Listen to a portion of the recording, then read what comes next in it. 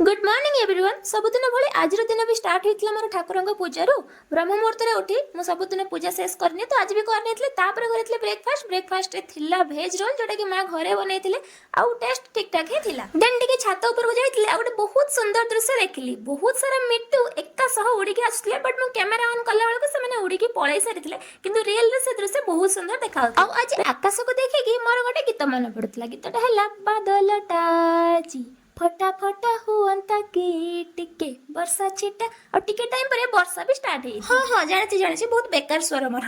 तो वर्षा छाड़ा पर आफ्टरनून रे गोटे पार्सल आसिक पहुंची मीशो जोटा कि जोता स्टाण्ड कि सब फिटिंग कर सारा जानिली कि प्रोडक्ट बहुत ही खराब थिला कारण अध घंटे भितर तार सब जो पाइप थिला ना से सब हॉल रू बाहर के तले खसिकी पड़ला। जिते थर ताकू लगैली से थर ही खसिकी पड़ुतला माने ऑटोमेटिक खसी पड़ुतला। तो सेति पई ताकू मु रिटर्न मार देथली। बाकी मीशो वाला ना एबे रिटर्न नबा पे बहुत ही बदमाशी करूचंती। रिटर्न नबा को बिल्कुल चाहू ही ना। तो कोन बदमाशी करछनी सेटा मु केबे परे कहि देबी। देन मु करथिली लंच रे थिला पखाळ। बाकी कोन आइटम तो आपण माने वीडियो रे देखि परथिबे।